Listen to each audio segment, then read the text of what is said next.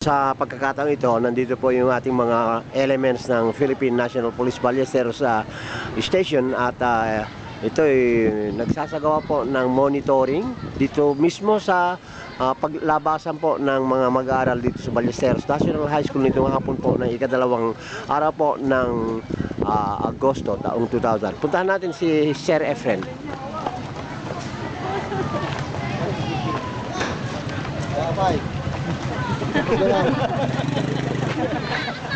Sir, good afternoon.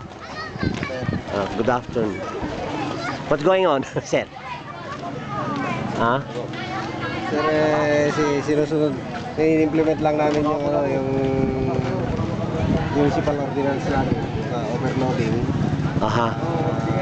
Matamay na rates, then open loop plan. Okay.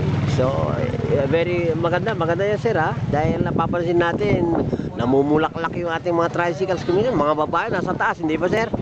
Tingnan niya, tingnan natin pagka may aksidente,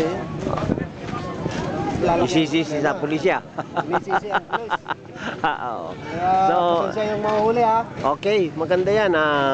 Very commendable po ang ginagawa ng Philippine National Police Ballesteros ngayon dito mismo sa Ballesteros National High School na kung saan minomonitor, chinecheck yung overloading na ito po ay maaaring magbigay ng masamang resulta pag nadidisgrasya. So to avoid na masisihin na naman ang ating kapulisan, nandito ngayon ang sa pamumuno ni Sir Efren Dangonan ay nandito para i-monitor nga. At nakita natin, wala nang nakasakay sa itaas. Okay? Maraming salamat, sir. Maraming salamat.